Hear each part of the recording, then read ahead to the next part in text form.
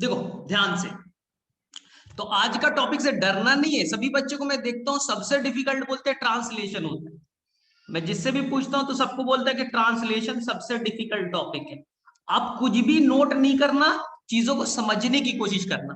बहुत ही आसान है, रिकॉर्डेड फॉर्म में मिल भी जाएगा। ये देखो बच्चे लोग, ये सेल है, ये सेल।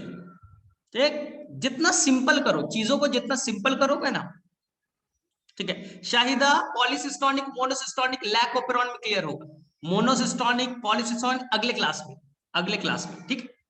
ये सेल है और ये है बाबा तुम्हारा न्यूक्लियस। ये न्यूक्लियस है और ये न्यूक्लियस के अंदर ये है डीएनए। ये है डीएनए। डीएनए के दो स्टैंड, एक का नाम कोडिंग, एक का नाम कोडिंग और एक का नाम टेम्पलेट। आपको अच्छे से मालूम है, कोडिंग स्टैंड उसे कहते हैं जिसपे कोडवर्ड मौजूद है। कोडवर्ड मौजूद है ना। अब देखो यहां क्या होगा, डीएनए से बनेगा एमआरएनए। हमारे अंदर एचएनआरएनए बनते हैं, हमें मालूम है। चलो मैं एचएनआरएनए पहले बना देता हूं। एचएनआरएनए मैंने बना दिया। हम यूकैरियोट्स हैं। हमारे अंदर में क्या होगा, कैपिंग हो जाएगा, क्या हो जाएगा, टेलिंग हो जाएगा, स्प्लाइसिंग होगा। अब ये एमआरएनए न्यूक्लियस से बाहर आएगा। न्यूक्लियस से जब वो बाहर आएगा तो मान लो यहाँ पर कुछ सीक्वेंस होंगे, AUG, GUG, GAG, GAG, UAA, stop codon होगा। तो सबसे पहले ट्रांसलेशन के लिए हमें क्या चाहिए, स्टेप नंबर 1। ट्रांसलेशन का मतलब है एमआरएनए पे जो न्यूक्लियोटाइड सीक्वेंस मौजूद है, एमआरएनए पे जो न्यूक्लियोटाइड सीक्वेंस मौजूद है उसी के अकॉर्डिंग एमाइनो एसिड का जुड़ना ना, जिससे प्रोटीन बनेगा। तो सबसे पहले ट्रांसलेशन के लिए रिक्वायरमेंट क्या चाहिए बच्चा, mRNA, messenger RNA. Second requirement क्या चाहिए, राइबोसोम जुड़ेंगे। देखिए यहां स्मॉलर सब यूनिट और ऊपर में जुड़ेगा लार्जर सब यूनिट। ट्रांसलेशन के लिए दूसरा रिक्वायरमेंट क्या चाहिए, राइबोसोम, जो कि प्रोटीन फैक्ट्री बोलते हैं। लेकिन प्रॉब्लम क्या है, राइबोसोम के पास में खुद का एमाइनो एसिड तो है नहीं। एमाइनो एसिड कहां है, एमाइनो एसिड कहां है, वो है साइटोप्लाज्म में। साइटोप्लाज्म में खुद तो आ नहीं सकता।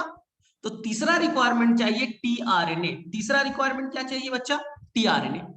तो यहां पर टीआरएनए आएगा, एमाइनो एसिड को लाएगा, टीआरएनए आएगा, एमाइनो एसिड को लाएगा। राइबोसोम के अंदर खुद एंजाइम है, राइबोजाइम, खुद एक एंजाइम है राइबोजाइम। इस राइबोजाइम की हेल्प से दोनों एमाइनो एसिड के बीच पेप्टाइड बॉन्ड तैयार कर दिया जाएगा। तो इसी तरह से होगा, बार बार टीआरएनए आएगा, एमाइनो एसिड लाएगा। राइबोजाइम जो है, जो राइबोसोम का खुद एक पार्ट है, वो एमाइनो एसिड को जोड़ेगा और पेप्टाइड बॉन्ड बनना तैयार हो जाएगा। इस तरह से आपके प्रोटीन बन जाएंगे। क्यों प्रोटीन, प्रोटीन का एक और नाम पॉलीपेप्टाइड। क्यों, दो एमाइनो एसिड के बीच में कौन सा बॉन्ड है, पेप्टाइड बॉन्ड। एक पेप्टाइड बॉन्ड, दूसरा पेप्टाइड बॉन्ड, तीसरा पेप्टाइड बॉन्ड, चौथा पेप्टाइड बॉन्ड। एक से ज्यादा पेप्टाइड बॉन्ड है, इसलिए हम इसे पॉलीपेप्टाइड भी कहते हैं। इसलिए हम इसे क्या कहेंगे, पॉलीपेप्टाइड। चलिए अब मुझे बताइए, ट्रांसलेशन टॉपिक करने के लिए यानी प्रोटीन बनाने के लिए क्या क्या रिक्वायरमेंट चाहिए। जाइए चैट बॉक्स में जाइए, चैट में जाइए और लिखिए फटाफट रिक्वायरमेंट के नाम पे क्या क्या चाहिए। ट्रांसलेशन के लिए हमें क्या क्या रिक्वायरमेंट की जरूरत होगी, चलो सभी लोग आंसर करो। सबसे पहले चाहिए एमआरएनए। इसी एमआरएनए के ऊपर में राइबोसोम जुड़ेगा, इसलिए इसे हम लोग टेम्पलेट आरएनए भी कहेंगे, क्योंकि इसी के ऊपर में राइबोसोम आएगा और उसी के ऊपर में नया प्रोटीन तैयार होगा। चलो ठीक है। सेकेंड क्या चाहिए हमें, राइबोसोम। अगर प्रोकैरियोट है तो 70s, यूकैरियोट है तो 80s। हम ट्रांसलेशन प्रोकैरियोट्स का पढ़ेंगे, हम ट्रांसलेशन प्रोकैरियोट्स का पढ़ेंगे।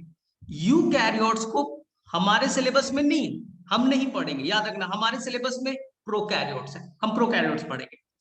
तीसरा, तीसरा क्या चाहिए, टीआरएनए। तीसरा क्या चाहिए, टीआरएनए। चौथा रिक्वायरमेंट क्या चाहिए, चौथा रिक्वायरमेंट चाहिए एनर्जी। एनर्जी या तो एटीपी के फॉर्म में या तो जीटीपी के फॉर्म में। ये सबसे इंपॉर्टेंट क्वेश्चन बनेगा नीट का। कहां पर एटीपी चाहिए, कहां पर जीटीपी चाहिए, बहुत अच्छे से कैलकुलेट करने के लिए आएगा। ठीक है। इसके अलावा और क्या चाहिए, इसके लिए अलावा चाहिए एमाइनो एसिड। इसके अलावा क्या चाहिए, एमाइनो एसिड की रिक्वायरमेंट। यानी मोटा मोटी ये चीजें हमें ट्रांसलेशन करने के लिए चाहिए ना। अब देखो इस साल नीट के पेपर का ये क्वेश्चन आया था, थोड़ा सा कंट्रोवर्शियल क्वेश्चन था, ठीक है, 1 मिनट।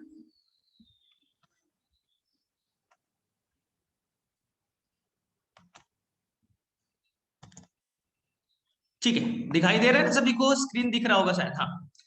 अब बताओ मुझे, इस साल ट्रांसलेशन से क्वेश्चन आया था, मेरे में से स्क्रीन दिख रहा है सभी को? ट्रांसलेशन के स्टेप कौन कौन से होंगे? मैंने ट्रांसलेशन दिखा, सभी को दिख रहा है ना? दिख रहा है, नहीं दिख रहा है? ठीक है, दिख रहा है, दिख रहा है, करेक्ट करेक्ट। चलो, ट्रांसलेशन के 5 स्टेप, इस साल कंट्रोवर्शियल क्वेश्चन था, ध्यान से सुनना।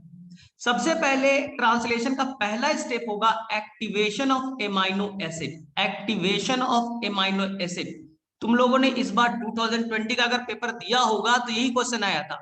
ये बताइए ट्रांसलेशन का पहला स्टेप कौन सा है? हाँ, ए मतलब एमाइनो एसिड, सबसे पहले एक्टिवेशन ऑफ एमाइनो एसिड। दूसरा स्टेप है charging of tRNA. Charging of tRNA, इसे हम डिटेल से पढ़ेंगे, चार्जिंग ऑफ टीआरएनए। एनसीईआरटी ने इस तरह से पॉइंट वाइज ब्रेक करके नहीं दिया है, बाकी कोई भी मॉड्यूल उठाओगे मिल जाएगा। तीसरा रियल ट्रांसलेशन ये है, रियल ट्रांसलेशन ये है इनिशिएशन। तीसरा है इनिशिएशन, ठीक है। और चौथा है इलोंगेशन, चौथा है बच्चे लोग इलोंगेशन। और पांचवा स्टेप है टर्मिनेशन। पांचवा स्टेप है टर्मिनेशन। तो मोटा मोटी 5 स्टेप है, एनसीईआरटी में स्टेप वाइज नहीं दे रखा है, तुम्हें बहुत ध्यान से पढ़ना है। तो एक्टिवेशन ऑफ एमाइनो एसिड के लिए हमें चाहिए एटीपी, एटीपी चाहिए, याद रखना। चार्जिंग ऑफ टीआरएनए के लिए कोई एनर्जी की रिक्वायरमेंट नहीं। इनिशिएशन के लिए हमें चाहिए एक जीटीपी, याद रखना, ये नीट का फेवरेट क्वेश्चन में आता है, जीटीपी। इलोंगेशन के लिए भी चाहिए जीटीपी, जीटीपी। और टर्मिनेशन के लिए भी चाहिए जीटीपी। कहां बस कैसे होगा एकदम डिटेल में चलेंगे, एकदम डिटेल में बताऊंगा, टेंशन नहीं है।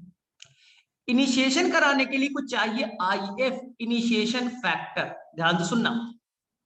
इनिशिएशन कराने के लिए चाहिए आईएफ, इनिशिएशन फैक्टर। इलोंगेशन के लिए चाहिए ईएफ, इलोंगेशन फैक्टर।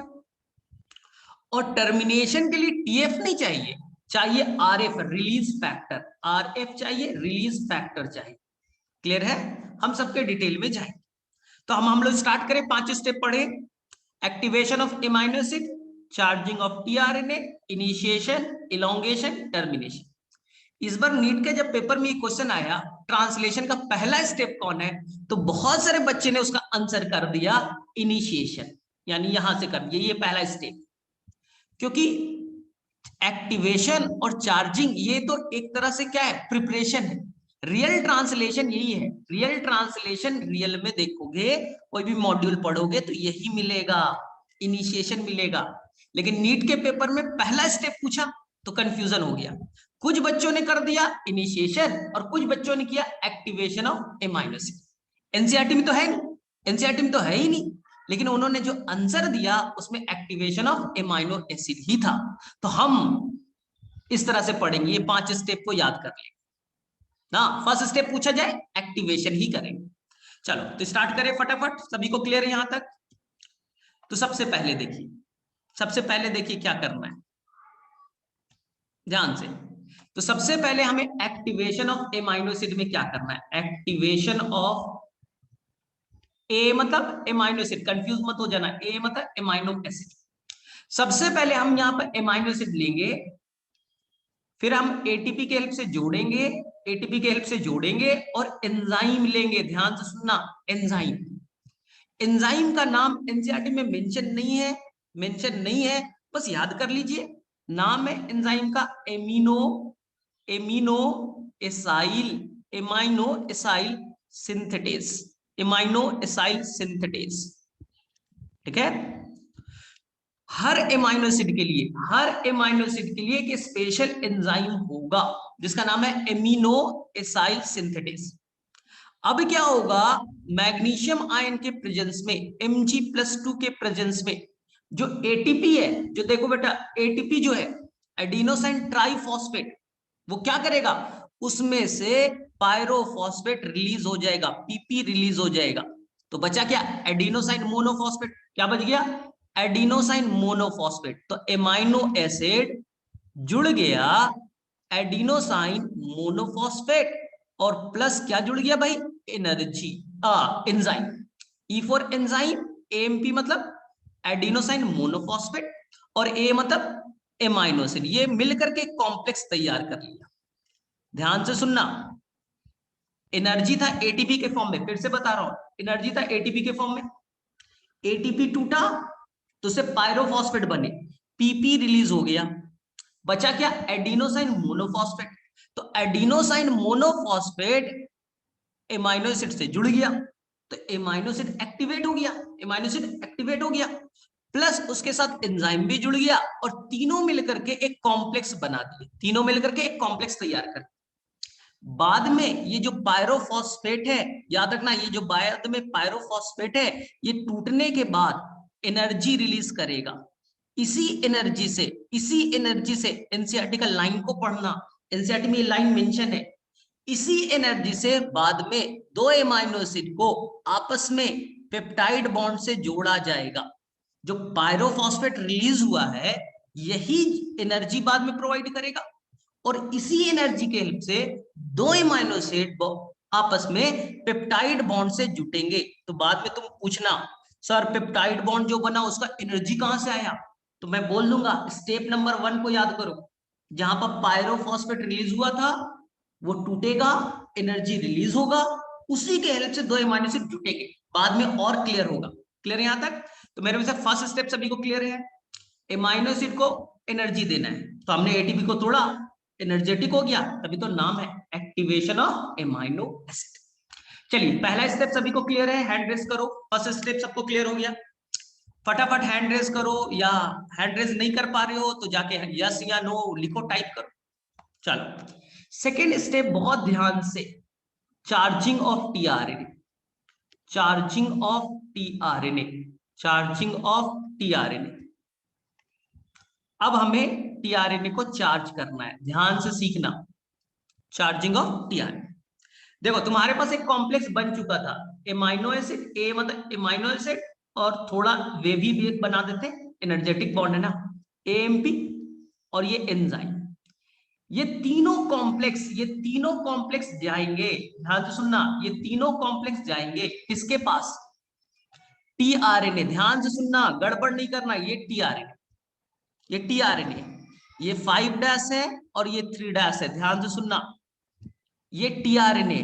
हम टीआरएनए का फिगर बार बार ऐसा ही बनाएंगे, ये टीआरएनए। टीआरएनए पे क्या होगा, देखिए ध्यान से, ये टीआरएनए है, इस टीआरएनए के ऊपर में एमाइनो एसिड लोड कर दिया जाएगा।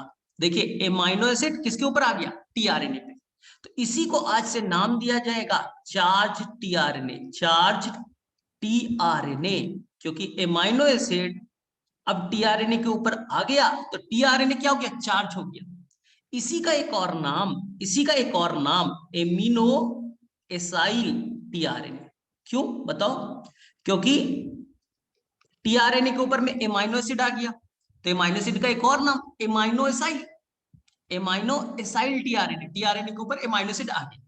थोड़ा केमिस्ट्री तुम्हें बता देता हूं, केमिस्ट्री बता देता हूं, बहुत ही आसान लगे, ध्यान से देखो, होगा क्या समझो, होगा क्या समझो। देखो एमाइनो एसिड में होता क्या है, एक तरफ से होता है एसिड ग्रुप, कार्बोक्सिलिक एसिड, एक तरफ से होता है NH2 ग्रुप, एमाइन ग्रुप, एक तरफ से होता है H ग्रुप, और एक तरफ से होता है R ग्रुप। आप सभी को मालूम है 4 डिफरेंट ग्रुप होते हैं। ये एमाइनो एसिड का फिगर है, और ये बच्चा आपका है टीआरएनए, ये है टीआरएनए। टीआरएनए में एक तरफ होगा 5' 5' पे क्या होता है, फॉस्फेट, और 3' पे क्या होता है बच्चा, OH, OH मतलब एल्कोहल। ध्यान से सुनना, ये एल्कोहल, ये OH जो है, 3' पे जो एल्कोहल है, OH जो ग्रुप है, और यहाँ का जो एसिड ग्रुप है, यहाँ देखो ये जो एसिड ग्रुप है, दोनों आपस में रिएक्ट कर जाएगा। ध्यान से देखो, फिर से बता दे रहा हूं, फिर से बता दे रहा हूं, गड़बड़ नहीं करना। ये देखिए, ये एमाइन ग्रुप, ये देखो H ग्रुप, ये देखो R ग्रुप, और इधर देखो कार्बोक्साइल ग्रुप। यहां देखो ध्यान से सीखना, यहां पास क्या हुआ, ये OH और ये H आपस में रिएक्ट कर जाएंगे ना, तो एसिड और एल्कोहल आपस में रिएक्ट करेगा और ये एस्टर बॉन्ड से जुट जाएगा, एस्टर बॉन्ड से जुट जाएगा। तो मैं बाद में ऐसे लिखूंगा ये टीआरएनए है, और यहां पर लिख दूंगा कि देखो भैया ये एमाइनो एसिड है। तो आपको अब बताने की जरूरत नहीं बार बार पड़ेगी, एमाइनो एसिड का एसिड ग्रुप और टीआरएनए के 3' पे OH ग्रुप दोनों आपस में एस्टर बॉन्ड से जुट चुके हैं। बाद में मैं डीएस्टेरिफिकेशन करूंगा, पानी डाल दूंगा, एस्टर बॉन्ड टूट जाएगा, अल्कोहल और एसिड अलग हो जाएंगे। बाद में गड़बड़ नहीं करना, एस्टर बॉन्ड से जुड़ चुका है। तो बहुत सारा बच्चा कंफ्यूज होता है, सर टीआरएनए में किधर से जुटेगा एमाइनो एसिड? तो देखो क्लियर है, टीआरएनए में एक तरफ कौन है, OH ग्रुप है, अल्कोहल, तो ये एसिड से जुड़ गया, एसिड से जुड़ गया, तो 3' पे OH होता है ना, 3' पे OH होता है, तो 3' पे OH था, 5' पे तो फॉस्फेट होता है, यहां पर तो फॉस्फेट है, और यहाँ एसिड और अल्कोहल जुटेगा, एस्टर बॉन्ड से जुट जाएंगे।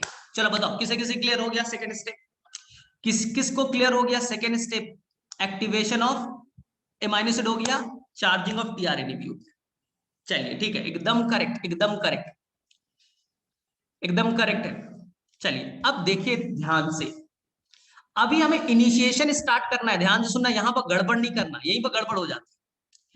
अभी हमें इनिशिएशन स्टार्ट करेंगे, उससे पहले एक चीज बता देता हूं, ठीक है? ट्रांसलेशन यूनिट, जिसका ट्रांसलेशन होगा उसी का नाम है ट्रांसलेशन यूनिट। जैसे आपने पढ़ा था ट्रांसक्रिप्शन यूनिट, आज पढ़ा रहा हूं ट्रांसलेशन यूनिट। देखो एकदम आसान सा है, प्रोकैरियोट्स का बना रहा हूं, प्रोकैरियोट्स का बना रहा हूं, ध्यान से सुनना। ये mRNA, ये बच्चा mRNA लिख देता हूं, यहां पर 5' है, और ये है बच्चा आपका 3'। ध्यान से सुनना, यहां पर मान लीजिए UUU है, GGG है, ठीक है, CCC है, AUG है, GUG है, GAG है, UAAA है, UAA है, CCC है, GGG है। मैं कभी पूछता हूं कि देखिए ये mRNA, बताइए कितना एमाइनो एसिड का चेन बनेगा प्रोटीन में? तो बहुत सा बच्चा गड़बड़ में क्या करता है, हड़बड़ाहट में, आता तो सबको है, वो क्या करता है, उठाता है ये और बोलता है देखिए सर ये एक कोडॉन हो गया, 1 2 3 4 5 6 7 8 और 9 एमाइनो एसिड का चेन बन जाएगा। गड़बड़ ही नहीं करना है, गड़बड़ नहीं करना है, ध्यान से सुनना है, आप लोग सबको आता है।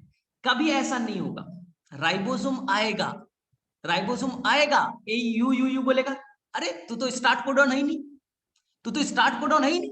हम स्टार्ट कोडॉन तो AUG से स्टार्ट होता है, स्टार्ट कोडॉन तो AUG से स्टार्ट होता है। तो यहां पास कोड होगा फर्स्ट एमाइनो एसिड, फिर आगे बढ़ेगा दूसरा एमाइनो एसिड, फिर आगे बढ़ेगा तीसरा एमाइनो एसिड, और ये बोलेगा ये तो स्टॉप कोडॉन है, ये तो स्टॉप कोडॉन है, हम यहां पर रोक देंगे, यहां पर तो एमाइनो एसिड कोड भी नहीं होगा। तो यहां पर केवल और केवल, ध्यान से सुनना, यहां से लेकर के, यहां से लेकर के केवल और केवल यहां तक ही ट्रांसलेशन में पार्टिसिपेट करेंगे, यहां से यहां तक ट्रांसलेशन में पार्टिसिपेट करेंगे। ये स्टॉप कोडॉन हो गया, ये स्टार्ट कोडॉन हो गया, तो ये हो गया स्टार्ट कोडॉन, ठीक है, और ये हो गया stop codon. Stop codon, stop codon को भी राइबोसोम पढ़ेगा, याद रखना, स्टॉप कोडॉन को भी राइबोसोम पढ़ता, ये एनसीईआरटी में लिखा है, ऑल्सो रीड बाई राइबोसोम। अब मुझे बताओ, बहुत अच्छा सा पॉइंट बता रहा हूं एनसीईआरटी का, एनसीईआरटी में देखो mRNA का ये पार्ट, स्टार्टिंग वाला पार्ट देखो, UUU GGG CCC, क्या ट्रांसलेशन में पार्टिसिपेट किया? यस या नो में बताओ, क्या वो ट्रांसलेशन में पार्टिसिपेट कर रहा है? नहीं। इसलिए एनसीईआरटी ने इसके लिए एक वर्ड यूज किया है, अनट्रांसलेटेड रीजन।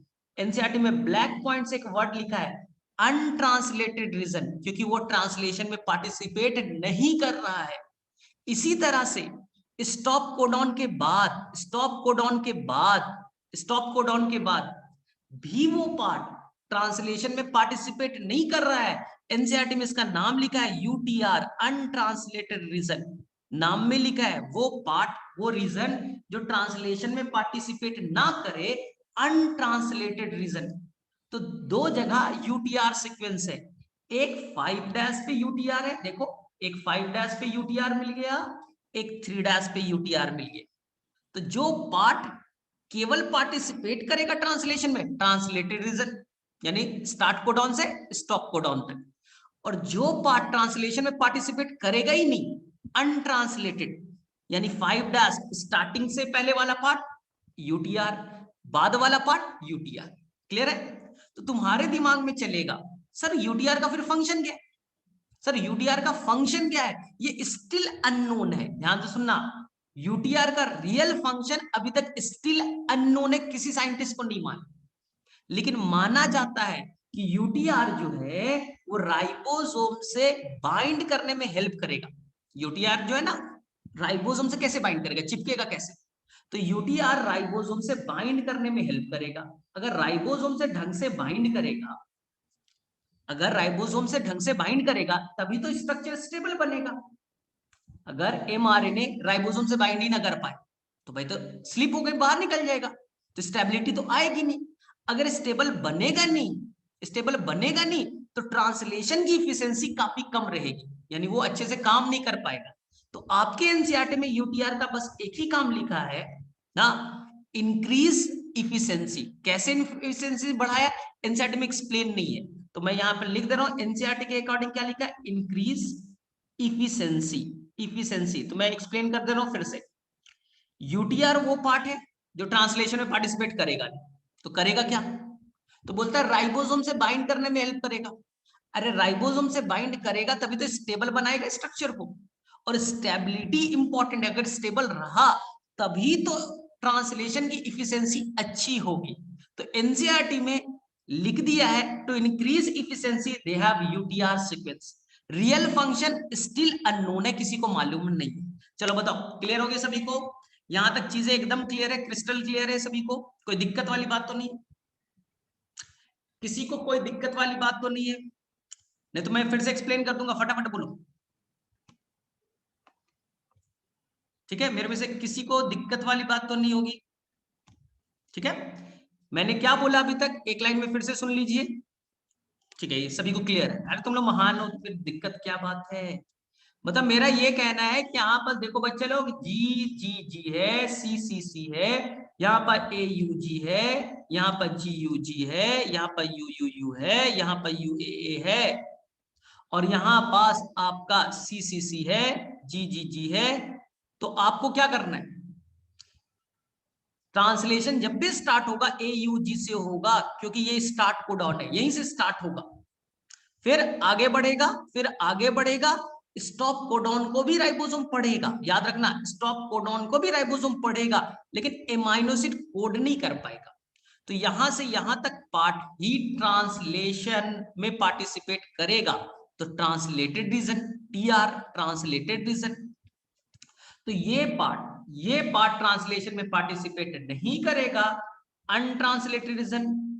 ये पार्ट ट्रांसलेशन में पार्टिसिपेट नहीं करेगा, अनट्रांसलेटेड रीजन। आ गया समझ में? अगर यूकैरियोट्स का एमआरएनए बोले, ध्यान से देखो, अगर पूछा जाए यूकैरियोट्स का बताइए एमआरएनए, कुछ मत करना, बस यहां पास एक कैप लगा देना, और यहां पास एक टेल लगा देना। यहां पर क्या लगा दीजिएगा, टेल। तो ये हो गया ट्रांसलेशन यूनिट ऑफ यूकैरियोट्स। हम प्रोकैरियोट्स पढ़ रहे हैं, प्रोकैरियोट्स में कैप नहीं होगा, टेल नहीं होगा, यूटीआर दोनों जगह होंगे, यूटीआर दोनों जगह होगा। बस प्रोकैरियोट्स में कैपिंग टेलिंग तो होता नहीं है, यूकैरियोट्स में कैपिंग और टेलिंग होगा, और वहां पास भी यूटीआर होगा, तो यूटीआर से डरना नहीं। चलो फटाफट बताओ, what is the function of UTR? NCERT में क्या लिखा है, what is the function of UTR? फटाफट बोलो, what is the function of UTR? Untranslated region का क्या? ठीक है, अनट्रांसलेटेड रीजन का फंक्शन तो बोलेंगे कि स्टिल अननोन है, लेकिन एनसीईआरटी में बोला increase efficiency, increase efficiency black point में लिखा है। चलो ठीक है, करेक्ट करेक्ट करेक्ट, ठीक है। चलो 10 मिनट अभी है, मैं 8 मिनट इनिशिएशन कंप्लीट करके सेकंड लिंक जनरेट करूंगा, तो फिर मजा नहीं आएगा। आधा पढ़ाया फिर गोल हो जाएगा बीच में, तुम्हें समझ में नहीं आएगा। चलो ठीक है, अब देखो ध्यान से, अब क्या करना है। सबसे पहला स्टेप इनिशिएशन, ध्यान से सुनना, यहीं पर बच्चा लोग गड़बड़ करता है। इनिशिएशन, इनिशिएशन करने के लिए हमें चाहिए आईएफ इनिशिएशन फैक्टर। सर ये इनिशिएशन फैक्टर होता क्या? स्पेशल प्रोटीन, लिख देता हूं रे भाई, स्पेशल प्रोटीन, ये स्पेशल प्रोटीन है जो हेल्प करेगा इनिशिएशन में। 3 तरह के, IF1, IF2, IF3। कोई डरने की बात नहीं है, कोई डरने की बात नहीं है, एनसीईआरटी में नहीं है, बहुत ही आसान है। 1 2 3 याद तो कर सकते हो ना? अरे 1 2 3 तो याद करना है। सबसे पहले आएगा IF3, ध्यान से सुनना, सबसे पहले IF3 आएगा, फ्री फोकट का काम करेगा, नो एनर्जी रिक्वायर्ड। क्या करेगा समझो ध्यान से। सबसे पहले देखिए यहां पास mRNA है, मान लो यहां पर सीक्वेंस बच्चे लोग AUG है, GUG है, UUU है, ठीक है। यहां पास मान लो यहां पर GGG है और यहां पर UAA है। ध्यान से सुनना, ये 5 डैश, ये 3 डैश, गड़बड़ नहीं करना, एकदम स्टेप वाइज बताऊंगा, स्टेप वाइज। सबसे पहले IF3 आएगा, IF3 bring the 30th ribosome, वो 30th राइबोसोम को पकड़ के लाएगा। इसके लिए कोई एटीपी की जरूरत नहीं है, 30th किसने लाया? IF3 ने, खत्म कहानी। कोई एनर्जी की जरूरत नहीं, कोई एनर्जी की जरूरत नहीं। क्लियर यहां तक? जो 30th राइबोसोम है उसमें 2 छोटे पार्ट होते हैं, एनसीईआरटी इस पार्ट को मेंशन नहीं करता है, गड्ढे, ग्रूव है, गड्ढा है, 2 पार्ट है, 2 गड्ढे, एक का नाम है पी, एक का नाम है ए। अभी कंफ्यूजन नहीं होना है, थोड़ी देर में क्लियरिटी आएगी। तो सबसे पहले IF3 क्या करेगा, समझ में आ गया? अब देखना ध्यान से, अब बारी आ गई IF2 की। IF2 बोलेगा मैं फ्री में काम नहीं करूंगा, मुझे चाहिए जीटीपी। मुझे क्या चाहिए? जीटीपी। जीटीपी के हेल्प से वो पहला फर्स्ट टीआरएनए लेकर के आएगा, फर्स्ट टीआरएनए लेकर के आएगा पी साइट पे। देखो पी साइट पे पहला टीआरएनए आ गया, यहां पर ए है तो एंटीकोडॉन यू होगा, यू है तो ए होगा, जी है तो सी होगा, ठीक है। कोडॉन एमआरएनए पे होता है, टीआरएनए पे एंटीकोडॉन होता है। और कोडॉन एयूजी है तो ये एमाइनो एसिड लेकर के आएगा मिथियोनीन। थोड़ा करेक्ट कर रहा हूं, यूकैरियोट्स होगा तो मिथियोनीन आएगा, अगर प्रोकैरियोट है तो फॉर्माइलेटेड मिथियोनीन आएगा, एफ मेट आएगा, बस फॉर्माइल ग्रुप एडेड होगा स्टेबिलिटी के लिए। यूकैरियोट केवल मिथियोनीन, प्रोकैरियोट फॉर्माइलेटेड मिथियोनीन। क्लियर है? ये काम किसने किया? IF2 ने, फॉर्माइलेटेड मिथियोनीन को पहली बार लेकर के आया और mRNA के ऊपर जुड़ गए, आपस में हाइड्रोजन बॉन्ड से जुड़ गए। क्लियर कहानी? अब बारी है IF1 की। IF1 क्या करेगा? IF1 क्या करेगा? 50s राइबोसोम को जोड़ देगा। ये देखिए 50s राइबोसोम जुड़ गए, तो 50s को किसने जोड़ा? IF1 ने। कोई एटीपी की जरूरत नहीं है, तो पहले 3 आया, फिर 2 आए, फिर 1 आया। अब 50s जो राइबोसोम है उसमें बड़ा सा एक गड्ढा है, बड़ा सा गड्ढा है, ग्रूव है, पी साइट। छोटा सा उसका पोर्शन 30s में था, बड़ा सा पोर्शन का है 50s में। इसी तरह से ए पार्ट का बड़ा सा गड्ढा कहां है भाई? तो ये है आपके 50s में। एनसीईआरटी में लिखा है 2 ग्रूव है, 2 गड्ढे हैं 50s में, 30s में नहीं है, लेकिन मैं मान के चलता हूं कि छोटा सा सेगमेंट उसका रह गया है कहां? 30s में। इसके अलावा एक और साइट होगा, आपको याद नहीं करना है, एनसीईआरटी में मेंशन नहीं है, इसका नाम है ई साइट, ई मतलब एग्जिट। तो 3 गड्ढे हैं, तो मैं इस चीज को रिपीट कर रहा हूं, इस चीज को मैं रिपीट कर रहा हूं, ध्यान से सुनना, मैं इनिशिएशन को वापस से रिपीट कर रहा हूं। सबसे पहले इनिशिएशन में फैक्टर चाहिए IF, initiation factor, step wise चलूंगा। ये देखिएगा ध्यान से, यहां पास है AUG, GUG, हाइपोथेटिकल सीक्वेंस है तो डरना नहीं है सर, आपने यही लिया है GGG और यहां UAA। मैंने अनट्रांसलेटेड रीजन नहीं बनाया, जरूरत नहीं है, अब जरूरत नहीं है मुझे। सबसे पहले देखिए क्या होगा, सबसे पहले आएगा IF3, इनिशिएशन फैक्टर 3 आया, उसने 30S राइबोसोम को जोड़ दिया। ध्यान से सुनना, किसे जोड़ दिया? 30S ribosome. 30S में दो पार्ट है, एक का नाम है P, फुल फॉर्म बाद में बताएंगे, एक का नाम A, फुल फॉर्म बाद में। अब बताइए, अब आएगा IF1, IF2, IF3 को कोई एनर्जी की जरूरत नहीं है, इसने 30S को पकड़ के लाया। तुम लोग ड्रामा स्टार्ट कर दिया। IF2 यहां पर चाहिए GTP, तो GTP के हेल्प से यहां पास आएगा एक कौन सा? tRNA, first tRNA। तो फर्स्ट tRNA अपने साथ में कौन सा लेकर के आया? F-MET लेकर के आया। कहानी खत्म, कहानी खत्म हो गया। चलिए अब बारी है IF1 की। IF1 की उल्टी कहानी चली, पहले 3 फिर 2 फिर 1। 1 बोलेगा कि मैं 50S को पकड़ के लाऊंगा, कोई GTP की जरूरत नहीं। तो उसने क्या किया, यहां पर देखिए 50S को जोड़ दिया, 50S को जोड़ दिया। अब मैंने क्या बोला था, P का बड़ा सा पार्ट यहां, A का मैक्सिमम पार्ट यहां, और यहां पे एक और साइड हम लोग अगर पढ़ ले तो चीजें आसान हो जाएगी। E फॉर एग्जिट, P और A का फुल फॉर्म बाद में, EPA याद कर लो, EPA याद कर लो। क्लियर यहां तक सभी को? इनिशिएशन में किसी बच्चे को कोई डाउट है तो बोलो, किसी बच्चे को इनिशिएशन में डाउट है तो बोलो, क्योंकि इलोंगेशन सबसे डिफिकल्ट। चलो बोलो, इनिशिएशन में किसी बच्चे को डाउट, हैंड रेज करो।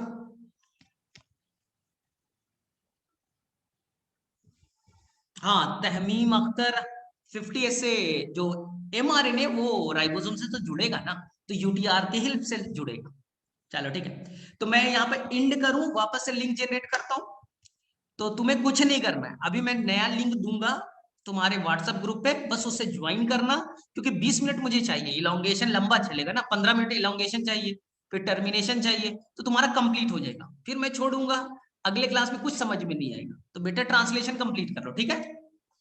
ठीक है, तो हम लोग यहाँ पर इंड करते हैं और नया सेशन स्टार्ट करते हैं, उसमें इलोंगेशन और टर्मिनेशन को डिटेल से पढ़ेंगे, जब तक खत्म नहीं होगा छोड़ूंगा नहीं।